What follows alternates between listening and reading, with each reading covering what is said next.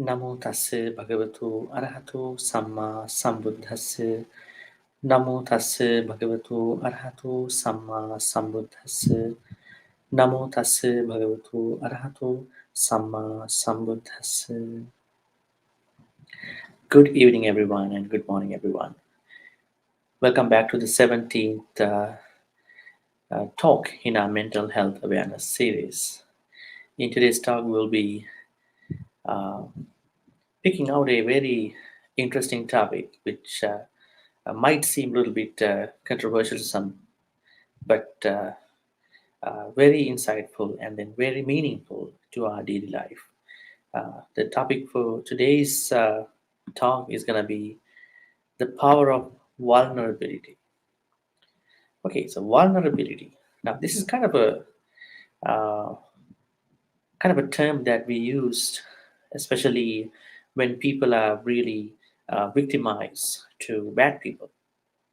So we're gonna say, we're gonna talk, uh, each other.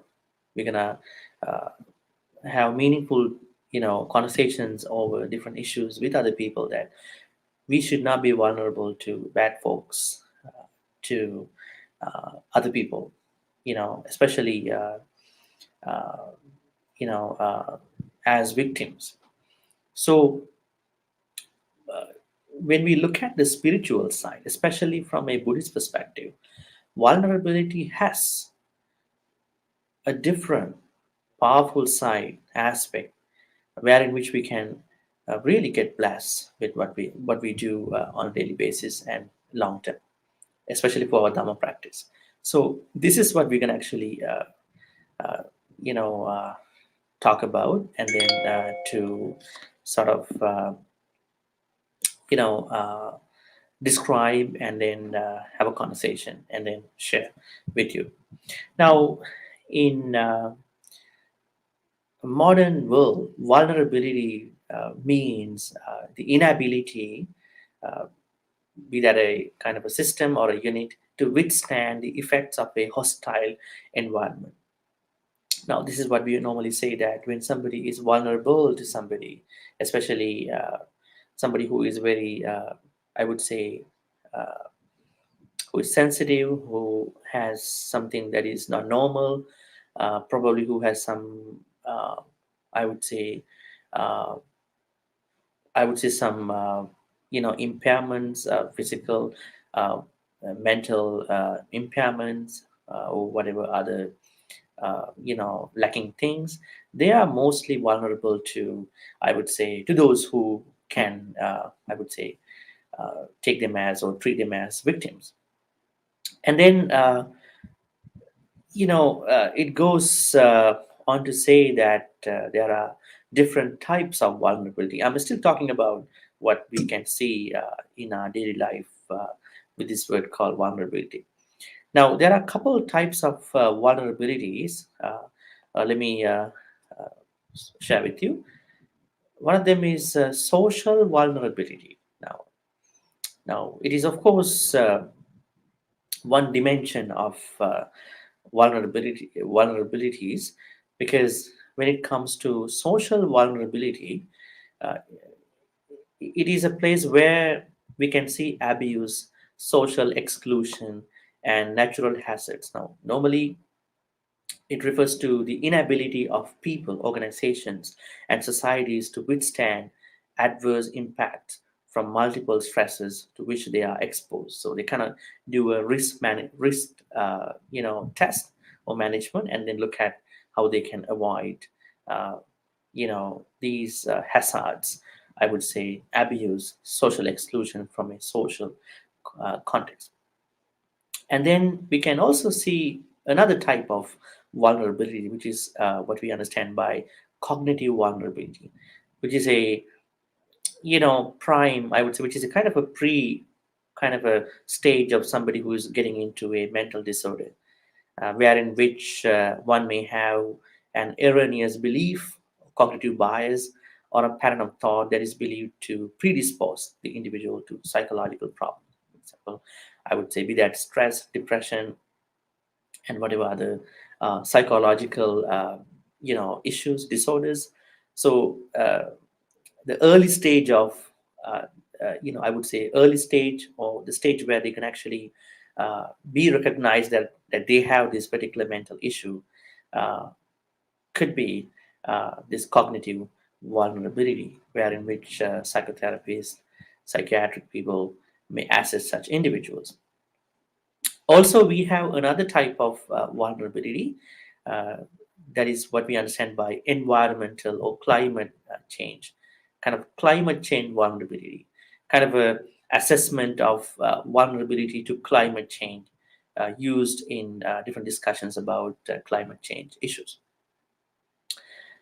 So, in that case, environment or climate change is vulnerable, especially from the hazards that they are uh, normally misuse in different ways by different individuals. And so we have something called emotional vulnerability, wherein which our emotions are, sometimes vulnerable to those who we are spending time with. So it is also another type of vulnerability. And finally, military vulnerability, wherein which we can see it's kind of a subset of survivability, where we understand the others being susceptible and recoverable, especially how to survive within a different context of military. This is kind of something we understand by military vulnerability.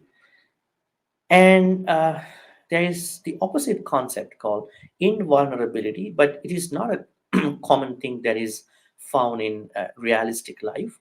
But we normally find this concept called invulnerability in some science fictions and fantasy kind of stuff, like superhero fictions, such as novels, comic books, and video games.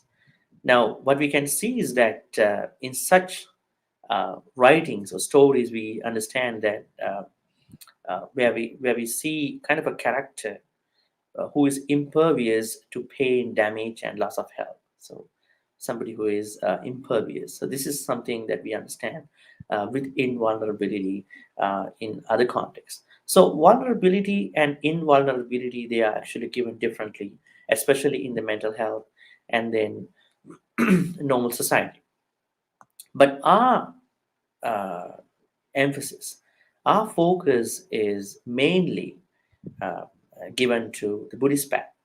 Now, in Buddhism, should we be vulnerable? Now, I'm actually trying to tell you that you should not disregard this normal vulnerability that you may be to unnecessary or dangerous people. You had to keep an eye on these individuals. You have to keep an eye on these aspects of life, right? And you should not be vulnerable to anybody, especially in the context of secular life, your society, your family, your friends, right?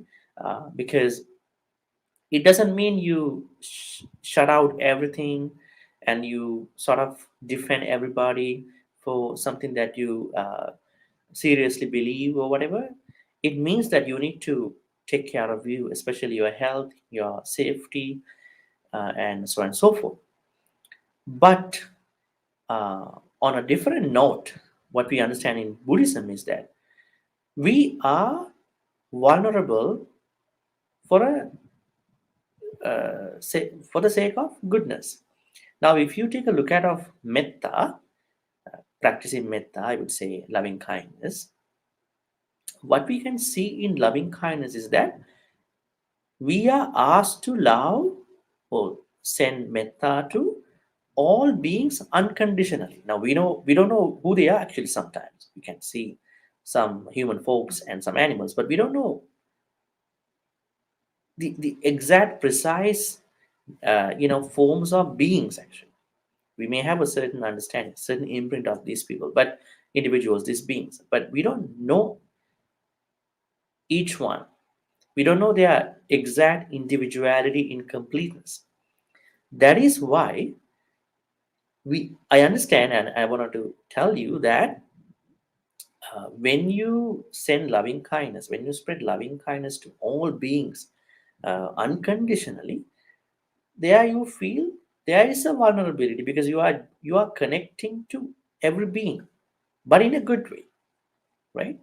So your metta is vulnerable to every being, which is a good thing, which is not bad, right? So in the same way, we can pick out other things too, like when you practice karuna. Now, for example, I would say somebody is meeting with an accident. Somebody is going through a bad time. So the first thing that pops up in our mind is empathy, right? Before we come up with karuna, compassion, so the first thing that pops out in our mind is empathy. So we feel that we wanted to feel what is going on in that person. We want to empathize. We want to feel that person, right? Probably this person is someone who is very unknown to me. We don't know this person exactly. Probably we watch this person online. Probably this person is someone who has no connection to us, but we want to empathize. So you are vulnerable to that person's plight, that person's, I would say, you know uh, uh, sort of thing, that problem issue that person is actually having, or going through over the course of time. So that means whenever we practice, I would say, good virtues, we we have a sense of vulnerability because of our connection to these folks. For the most part, we don't know who they are exactly. Probably we come up with this thought that there is somebody who is suffering, there's somebody who needs our help, right? So this is what we can understand, you know, as a beginning to this question, to this actually topic. The why is vulnerability important to us, especially in terms of the practice of Buddhism? It is because we are connecting to many of beings in numerous ways. It's a good thing. At the same time, there is this vulnerability because we are vulnerable to the pain, uh, to the support, to the good things of other people. Even if you take other things, I would say, karuna, now compassion, then you, having empathized this particular person, then you understand that you wanted to go further. You wanted to, you know uh, get into the larger version of your empathy, which means compassion. Like in empathy, you simply, I would say, you simply feel about the pain of the other person. But in compassion, you're going to actually go a step ahead of that empathy, trying to see what I can do money wise, material wise, and so on and so forth. So you are connecting to this particular person. Sometimes I know you risk your life to help somebody. Don't you, Paul? It is a kind of vulnerability. It is. You are sort of vulnerable. That's why I'm telling that you have to keep your safety. At the same time, just give yourself some time to think about that. There is a sort of vulnerability even when we are practicing good thing, which is a good thing sometimes, because we depend on our vulnerability over time for being a better person. Now, even if you take metta, karuna, mudita. Now, mudita means altruistic joy, right? Wherein which you are happy about other people's achievement, other people's success, which is not a good norm to many.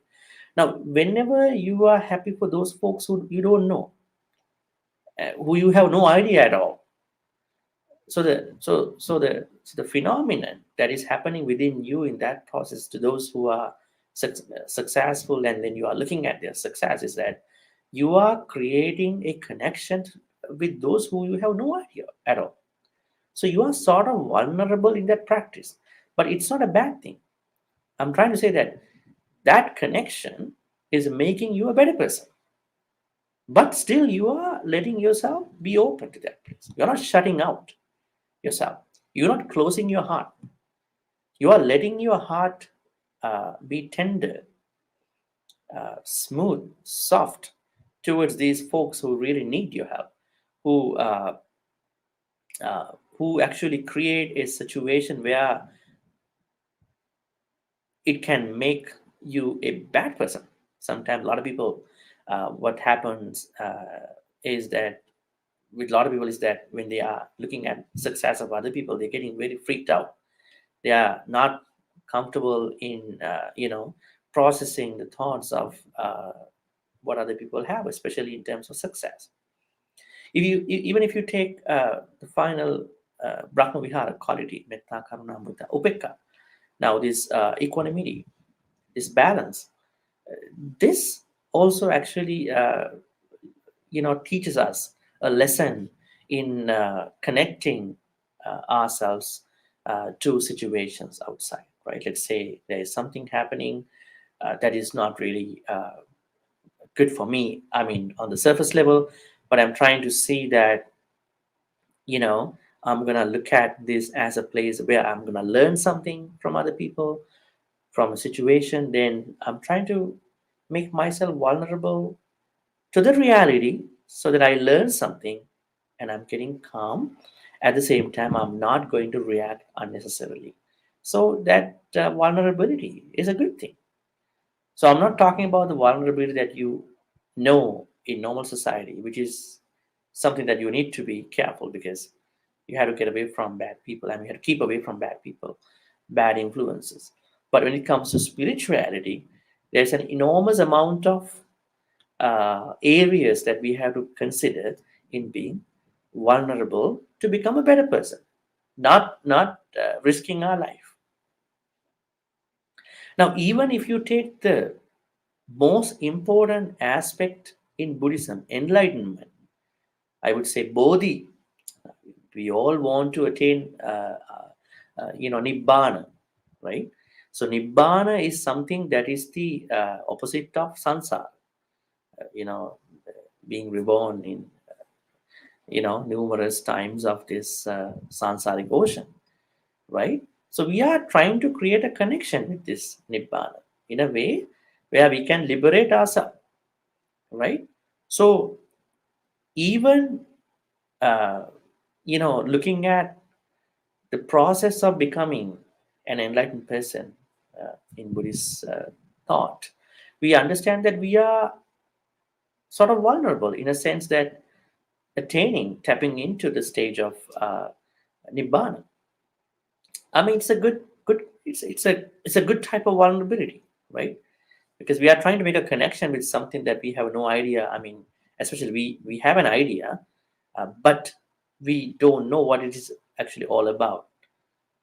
Before we are trying to getting ready, what it is, right? So we have to let ourselves be open to the thoughts of liberation, right? Now, even if you take uh, triple gem, Buddha, Dhamma, and Sangha, which means Tiratana, right? We respect the Buddha, we respect the Dhamma, we respect the Sangha, right? So Buddha means all the Buddhas, all the Samma Sambuddhas, right? And we have 28 Samma Sambuddhas so far. And the Dhamma. So this Dhamma is not only taught by one Samma Sambuddha, it was taught by many Samma Sambuddhas in the past. And Buddha himself said that this Dhamma was not novel. This was actually already preached and given out by many Samma Sambuddhas before him. But what he did was that he was actually unearthing, revealing what was buried down, uh, uh, you know, in the universe. It was like a city that was buried down, and somebody or people, a bunch of people are finding out the city that was buried down. So that is Dhamma. Sangha is a big community, large community. Now, Sangha is not only monks. So, Bhikkhu Sangha, that means male Sangha, Bhikkhuni Sangha, which means, I would say, male monastics, Bhikkhuni Sangha, female monastics. Upasaka Sangha, I would say, layman Sangha, and then Upasika Sangha, lay woman's Sangha. So, how come even the lay people are a part of Sangha? Because lay people can also attain some of the uh, spiritual attainments like Sotapanna, Sakadagami, and Agami. So they are also part of Sangha. But normally we call Bhikkhu Sangha. Now, Bhikkhu Sangha is male monastics. Uh, so it is a big community. So now, whenever you are respecting Buddha, Dhamma, and Sangha, which means the triple gem, you are suspending, you are, uh, I would say, withstanding your ego about you. Now, if you take the five precepts, I would say taking refuge actually before five precepts before that. Now, uh, once you wanted to learn or sort of practice or sort of follow a certain kind of precept, or I would say virtue sila. So monks and nuns normally give you five precepts with refuge, pre-refuge. Now, in refuge, you can see Buddhang Saranang Gacchami, right? So, what does it mean? I go to the Buddha for refuge. Dhammang Saranang Gacchami. I go to this Dhamma for refuge, support, say, refuge support. Sanghang Saranang Gacchami. I go to the Sangha for refuge, for support. Dutiyampi, Tatiyampi. Secondly, thirdly. What does it mean? That you wanted to sort of suspend or sort of withstand, sort of withhold your ego over Buddha, his teachings, and the Sangha. Because you wanted to be vulnerable towards these three main aspects of Buddhism. It's a good thing because if you think that I am the best one, I know everything, I don't believe other people, then you are bringing vulnerability to an extent where you are not benefited. You need vulnerability.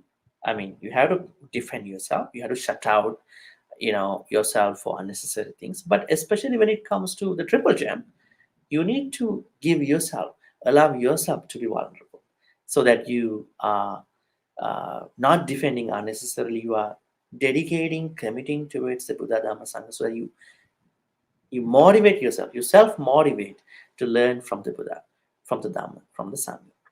So Tiratana. So you are dedicating yourself, you are allowing yourself. That means you are making yourself vulnerable towards the Buddha, Dhamma, Sangha, to sort of like make sure that you are on the right path to liberate yourself, to become a better person, right?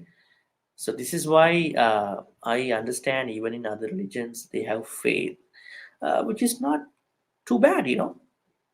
I think there is a purification because you give yourself towards the particular super person, and then in those religions, and then you are trying to purify yourself through that person if you think you can. In Buddhism, Buddha says that you need to, I would say, uh, suspend your ego even for a moment, even for a certain time, even for a period of time. Even I would say, if you could, we could do for the long term. That is where we're gonna actually get rid of sakkaya personality, belief, ego.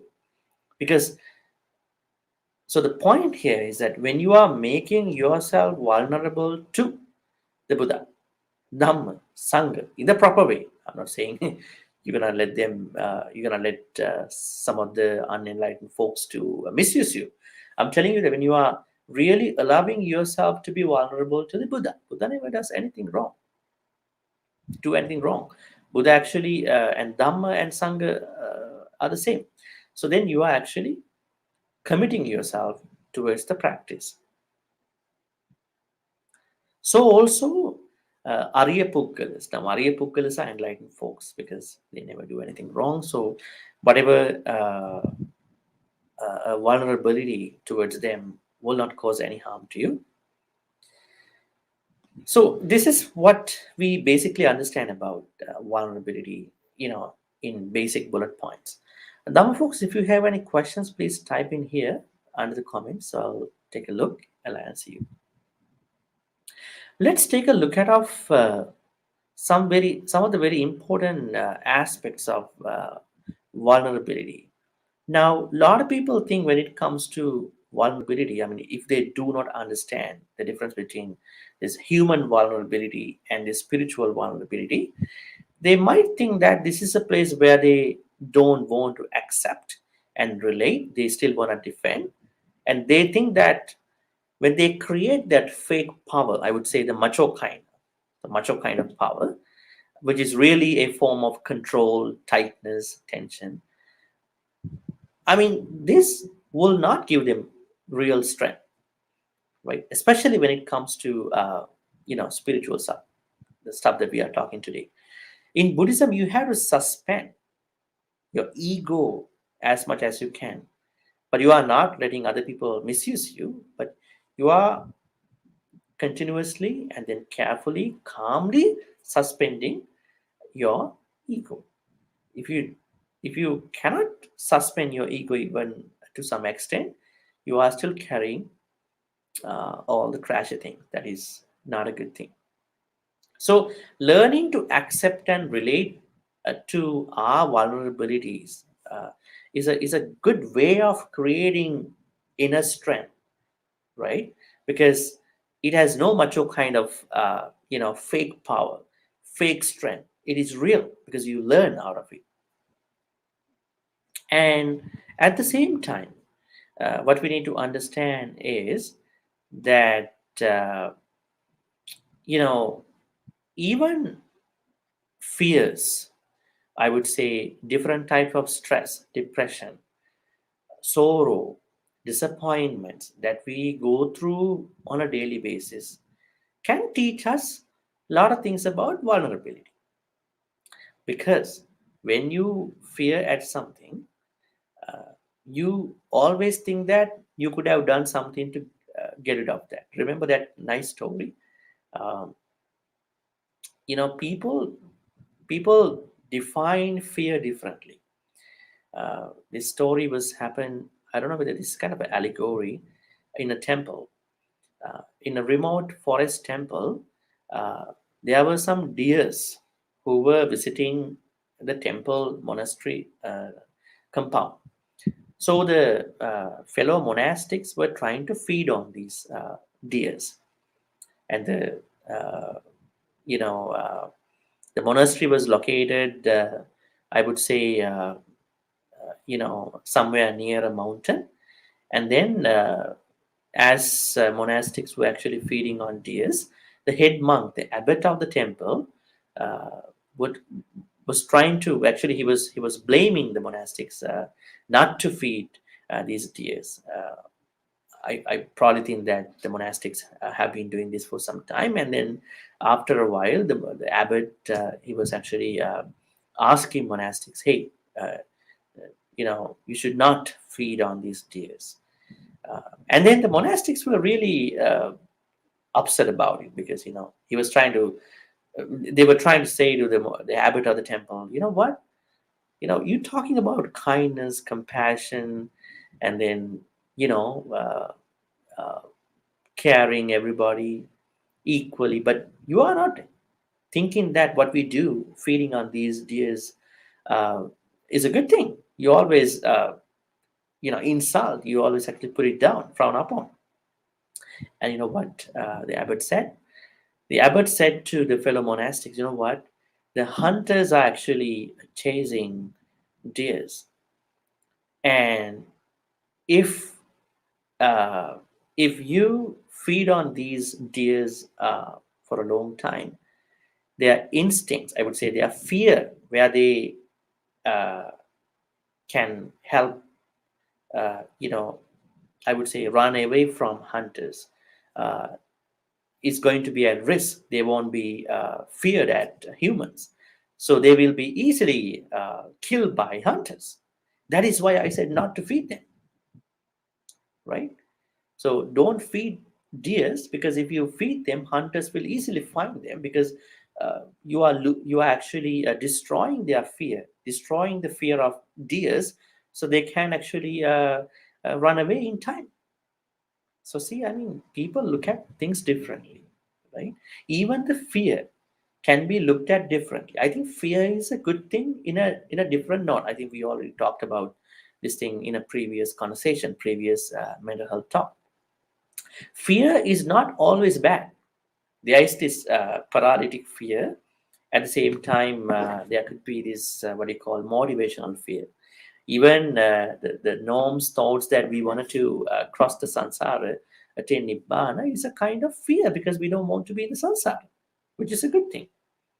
Sometimes we have moral fears. So what I'm trying to say is that even if you pick out, even if you consider fear or fears, there is something we understand by vulnerability. So we are vulnerable to our fears. Or we could say, whenever you are nervous, scared of somebody, something, uh, probably you may handle that thing in your own way. But after it uh, pass, then you can think about, I was vulnerable to my fears, and what did it bring to me? What did it help me? Probably I understood something differently. Probably I learned something out of it. Probably I cleared something that I didn't understand. Probably I learned something new from somebody that I never thought. Even the sorrow. Now, this is something very interesting. Grief. Now, grief management is such a very good thing, especially across the globe. Whenever something really triggered us sorrow, grief, we always trying to defend us. Something could have not happened. If we did something, this could have not happened. This shouldn't have happened.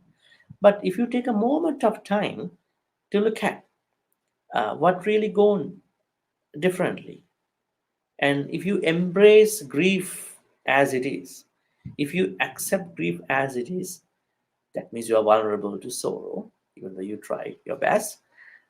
That will tell you something new. Now, this is what happened when somebody passed away. We cry for a week, we cry for a couple months, cry for a couple years, and then the grief is sort of, minimizing, sort of going away differently because we know that we have to move on, right? So I'm talking about this vulnerability with with things that are happening to us. They are the most I would say they are the best teachers, I guess. So being vulnerable to your especially experiences, and then your I would say uh, thoughts that happen to you differently, and then accepting them in a way that that vulnerability or those times of being vulnerable, uh, you know with a good perspective, will really help you to think the power of vulnerability. That is something that we have to understand. Now, on the other hand, there are a couple other things we need to find out. No, now, how do we prepare us to be vulnerable, especially in the context of spirituality? Now we know, as I already brought up, suffering. Suffering brings us a great task. Now, if I mention couple, now we know we have a lot of raw edges that we are actually facing on a daily basis, probably time to time. Now, once this happens, we always feel that uh, we wanted to sort of close our heart, right? Because we feel that we are frightened, and we don't want to respond to those people. We are very rigid, we are very tight, we are very tense, right? We don't want to actually respond to them. But the problem is, once this happens, we are trying to defend, we are trying to close our hearts in a way that we don't want to respond to these events. So now the problem on the other hand is that if you are not opening your heart towards those incidents, circumstances, experiences, it would really give you a very difficult, uncomfortable time. Because I'm not saying that you're gonna actually accept everything right away. I'm trying to say that every phenomenon, every experience brings up something for us to think about, especially in terms of vulnerability. Why I was vulnerable to my fears, why I was vulnerable to sorrow, grief, disappointment, despair, right? So, looking at that experience really helps us to think about, to become a better person, right? Not defending yourself too much anymore, right? So you are trying to allow your heart to become strong in a new way by accepting. By accepting means that you are making yourself vulnerable to that particular incident happen to you, and you also try to bring compassion. Compassion is such a very good concept when you talk about vulnerability. You are bringing compassion to its uh, others and to all these incidents. Right now, I always think that more than wisdom, we need compassion. Now, we can separate out compassion and wisdom, but compassion is what is lacking so much in today's world. A lot of people, they try to be mindful, but although they are mindful, I don't know how many of them are compassionate about other folks. Kind of a comparative, really comparative, badly comparative society, where in which everybody wants needs to go after worldly pursuits, right? This can happen. So compassion is a very interesting virtue when we talk about vulnerability, because you have to be vulnerable to understand the pain of other people, right? You need to connect to the, you need to, I would say, tap into uh, the suffering people, right? Because otherwise you won't understand what kind of suffering they are going through. Now, remember this poetic, I would say, expression. Ultimately, it is on our vulnerability that we depend. Now, a lot of people think that this might be a poetic ideal, but it's kind of a living reality, because at the end, what happens to us is that we are going to depend on our vulnerabilities. I mean, things that happen to us, and we will be learning out of it. We will be reshaping. We will be, revisiting, replanning, uh, everything, our goals, our ambitions, and everything. That's why it's very interesting, right? So going through a certain type of suffering or dealing with different kind of fear, whatever, they all are lessons for us to be vulnerable in a good way, because they are really gonna be lessons afterwards. So these raw edges, I would say, difficulties, I would say, other uh, different emotions that you don't like, they all teach us, all teach you to accept vulnerability or become a better person. Now, on the other hand, if you look at vulnerability from a very historical point, you could see that in the Buddhist history, Prince Siddhartha, Prince Siddhartha's renunciation, we will call it the greatest renunciation that happened, uh, you know, uh, that has happened, in the history, was actually based on couple prognostications, couple omens, I would say, couple things that happened to him. Now he saw couple things. I would say he saw a sick person. He saw somebody, who is old, and somebody who passed away, and he saw a wandering monk, a monastic. Now, even these four passing signs, you know, kind of kind of tell Prince Siddhartha that he is vulnerable to these realities, phenomena. So he has to move on, he has to sort of move to the next level of his understanding. Now, this is kind of something we had to clearly know about the human experience of bodily vulnerability. So now, whenever you see somebody who is sick, and if you think that I'm also getting sick one day, whenever you see somebody who passed away, okay, I'm also going to die one day, the same way, probably differently. Yeah, the death is inevitable.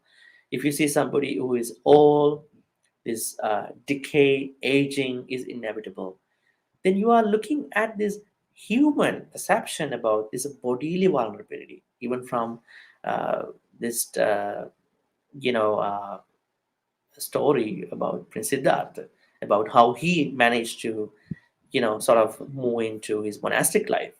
So these things are actually pretty normal to our life. Now we experience different things on a daily basis. I would say things that happen to many other friends, things happen to, I would say, the whole world. Now, even if you take pandemic time, right?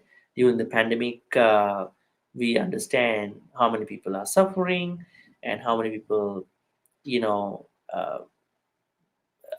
have access to, health and different, uh, you know, uh, health equipments or different other things, right? So we kind of look at what's going through with those people, what's happening to them with us, right?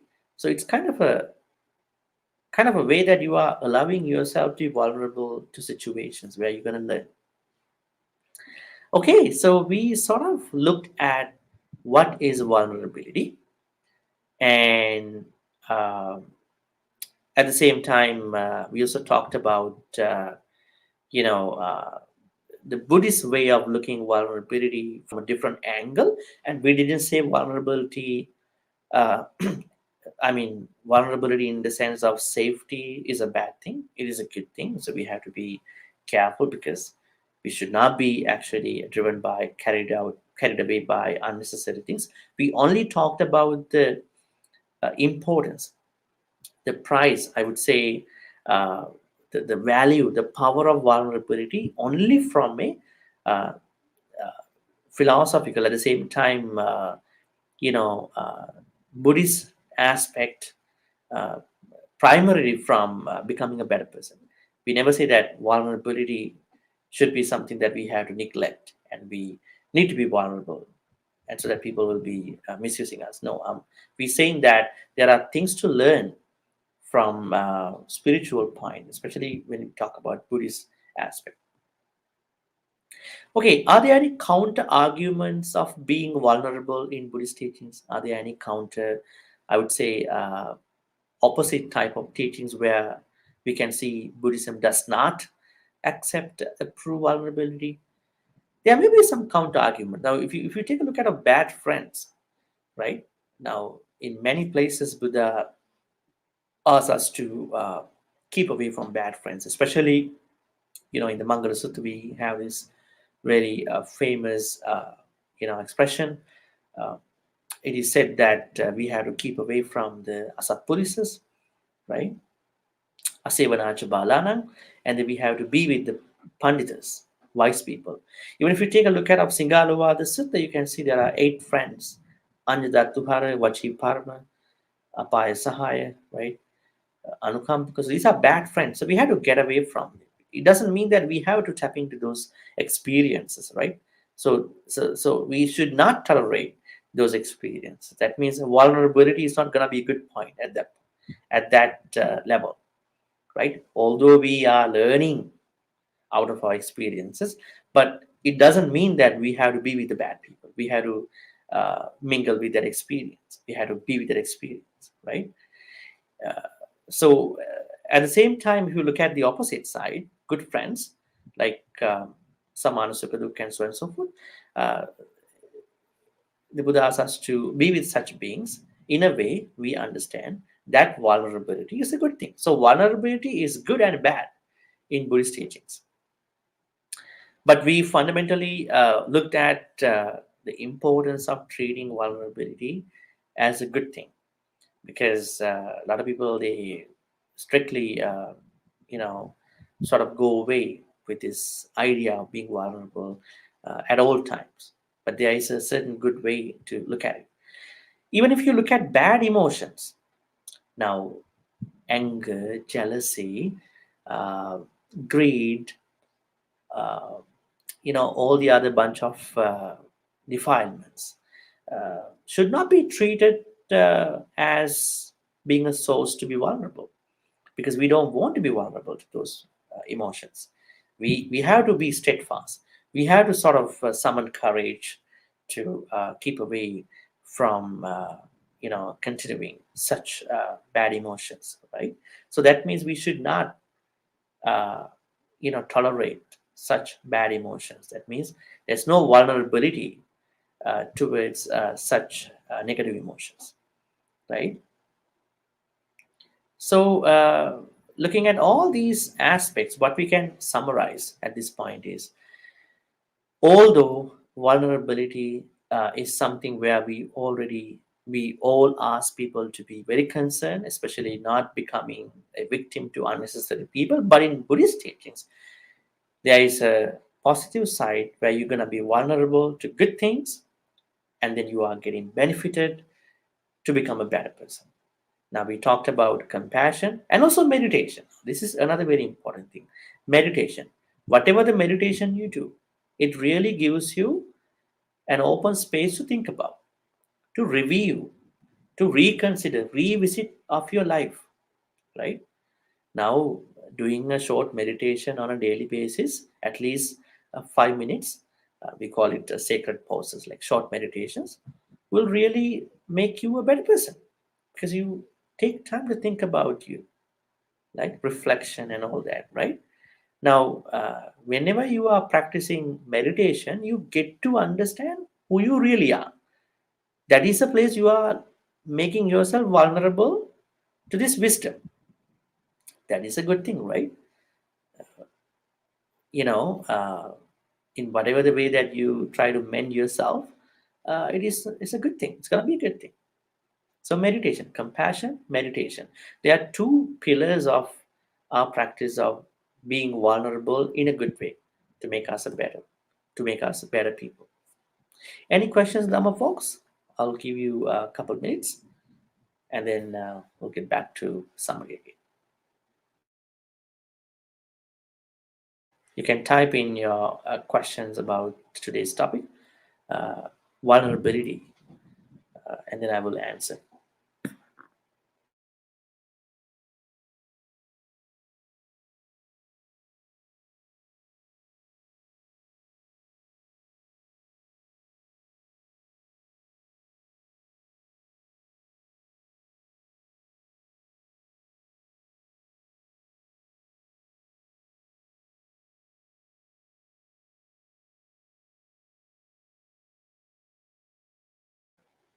I got a comment here. Good morning, Bhante. Our side in Malaysia, the reception is very bad. I think that our connection is good here. I hope that you'll be able to watch this video later on if that is happening to you.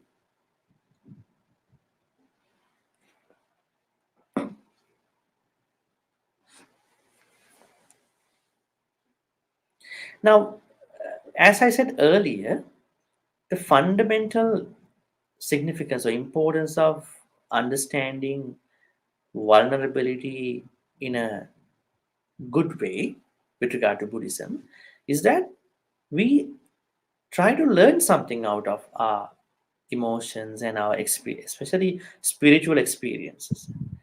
Now, even if you take fears are a good example, in understanding vulnerability, because we hate being feared, nervous, scared. But if you look at what really happened with our fears, then you learn something out of it. So it's a good example that we are learning out of our vulnerabilities, although we don't like, but there are many things that we can actually control over, right? So that's a very good place to think about how vulnerability is going to work us differently. And even if you take a look at of enlightenment, now nibbana, uh, we have to look at what are the fundamental aspects of nibbana. Now, Buddha always asks us to treat everything, every phenomenon, all phenomena, to be a part of these three characteristics: anicca, dukkha, and anatta. Everything is changing. It doesn't mean we have to worry about it. We have to look at the reality of everything. Everything is changing. I would say for the good things, or for the sake of goodness, or for the sake of badness, right? They change differently because these changes happening all the time. They are subject to unsatisfactoriness for those folks who own them, right? And then anatta. Anatta means no ownership, right? That means we can, because things are changing, because the people who are having some ownership over those things feel dissatisfied, then we can call there is an ownership over that particular thing. So if this is the reality, then we need to embrace it. We need to accept it. So we are, indirectly allowing ourselves to be vulnerable to these realities. I mean, which is a good thing. I mean, you can't stop such things happening, right? So that vulnerability is a good thing for us to become better people, because we think in a better way, especially putting our egos down, you know, not developing, not increasing the unnecessary levels of our ego. uh, you know, we are trying to minimize our ego. Our sakkaya ditthi is going to be less. Our ego is going to be less because we learn out of these vulnerabilities. And if you even take a look at I would say, good practices. Now, even if you take meditations, let's say anapanasati, if you take breath meditation. Now, in breath meditation, you are trying to accept your different styles of different types of breaths, uh, inhaling, exhaling. At the same time, how does the vayu dhatu, I would say, what do you call, element of air works, both in and out, right? So the more you understand what is happening, the calmer you are, because you are vulnerable. You are making yourself vulnerable to the reality, because normally we defend, we don't accept reality. So a very good point here in terms of vulnerability is that we are creating a bridge towards us and the realities through vulnerability. That is why it's very important to uh, consider vulnerability as a good way of, you know, improving us, as better individuals, good people, in terms of our Dharma practice.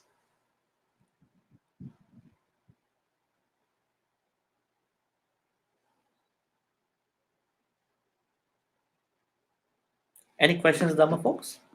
Take one more minute and then we'll go to the transference of merits.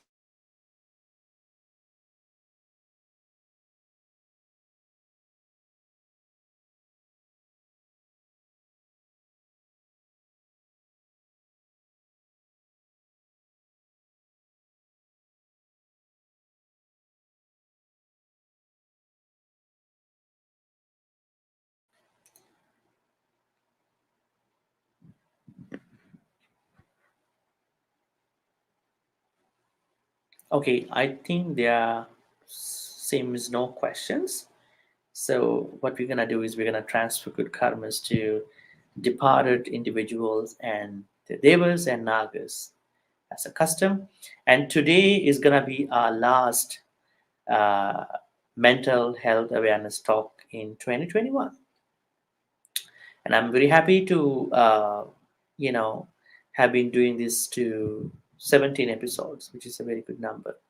Because this year, I guess I actually did a couple episodes. Especially, I sort of actually finalized the Sutta discussion at the beginning of this year, because I completed 100 episodes in Sutta discussion, and then I moved on to, I guess, 5 precepts. We call it Dhamma Q&A session series. And then once I finished Dhamma Q&A, then I moved on to the Four Noble Path, Noble Eightfold Path. And once we done the Eightfold Noble Path, then what I did was that I started another episodes, kind of a series about Paticca Samuppada, the 12 Nidanas of the greatest teaching called, what do you call, dependent origination. And once we done those 12 talks about discussions about Parisamuppada Nidanas, and then only we started this mental health awareness series because I firmly believe that what we need in today's time is mental health, right? You're all staying home for the most part of your day, and I want you to think that you are not alone. You can practice the Dhamma because it's a management of your hardwired brain in a better way. If you manage your mind, if you manage yourself, you are not frustrated, you are not disappointed. This is our main wish to happen, right? That is why we moved on to this series from a hardcore sutta discussions, so that a lot of people can learn these normal day-to-day kind of things, mentally, important stuff. Okay, so let's finalize the year-end mental health awareness talk today, December 27th, and we will reflect upon all the good karmas we've been doing so far. May all the good karmas we've been accumulating in today's discussion, mental health awareness talk, be transferred to all the departed relatives who passed away in the name of all of us. May they be happy and peaceful. May they attain the supreme bliss of Nibbana. Sadhu, sadhu, sadhu. Idammi nyati nang hotu sukita huntu nyatayu. Idammi nyati nang hotu sukita huntu nyatayo. Idammi nyati nang hotu sukita huntu nyatayo. Also, let's share all the good karmas with the devas, nagas, and all the powerful beings. May all the devas and nagas share all these good karmas. May they protect you for good health, quality of your life, and all the prosperity uh, in 2022, next year, and also the rest of the days that we are passing in 2021. May your families, may your friends, may your children, may your spouse, may your parents, grandparents, everybody, may all the beings in this universe, all the beings, we have no demarcation, no boundary, may all they be protected and blessed by all the deities, devas and nagas. May they give them enough strength to manage, handle, deal with any sort of mental pain and physical pain. May the deities and nagas also attain the supreme bliss of Nibbana. Sadhu, sadhu, sadhu. Ittavata cha ammehi sambhatam punya sampadam sabbe deva anumodantu sabbe bhuta anumodantu sabbe satta anumodantu sabba sampatti siddhya Akasattha cha bummattha devanaga mahindika punyantang anumoditva chirang rakkang tulokasasana chirang rakkang tudesanang chirang rakkang tumang paranti.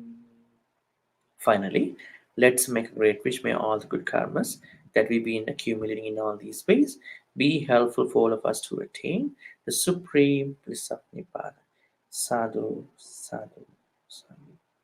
I have a couple announcements for the next year. Uh, we're gonna have a singing. How could I say? Singing event, singing gratitude with a singer from Malaysia, which is gonna be on January 7th at 7 p.m. From Malaysian time on January 7th. And there are going to be a couple more interviews coming up and other events too. So I wanted to wish you a very healthy, safe, and peaceful new year ahead of your time. Stay safe and have a good night and have a good day for those folks who join from other countries, from Asia. I'm going to actually bless you finally this way. Abhivadana nichang vardha pachayino chattaro dhamma vardhanti ayuvanno sukhang balang ayurarogya sampatti sangha sampatti memacha ato nibbana sampatti iminate saminchatu. Sadhu, sadhu, sadhu.